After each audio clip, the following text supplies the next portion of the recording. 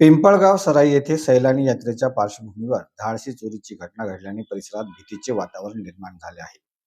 30 February ते 8 मार्च 2026 दरम्यान सैलानी बाबा मंदिर येथे सैलानी यात्रा महोत्सवाचे आयोजन करण्यात आले असून लाखो भाविक येण्याची अपेक्षा आहे. प्रशासनाकडून सीसीटीव्ही, महिला सुरक्षा व मूलभूत सुविधांची तयारी सुरू असतानाच हा प्रकार घडला.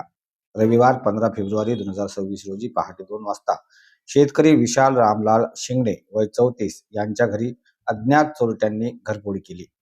2 लोखंडी पेट्यांमधील दागिने व रोख रक्कम असा एकूण सुमारे 92,200 रुपये किमतीचा ऐवज चोरट्यांनी लंपास केला. वस्तू पडल्याचा आवाज आल्याने कुटुंब जागे झाले. शेजाऱ्यांनी आरडाओरड केल्याने चोरटे घरामागील शेतात पेट्या फेकून पसार झाले.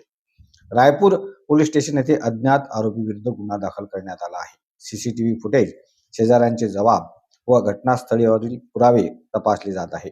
यात्रेच्या काळात पोलीस बंदोबस्त वाढवण्याची मागणी नागरिकांकडून होत असून प्रशासनाने नो टॉलरन्स धोरण राबवण्याचे संकेत दिले आहेत.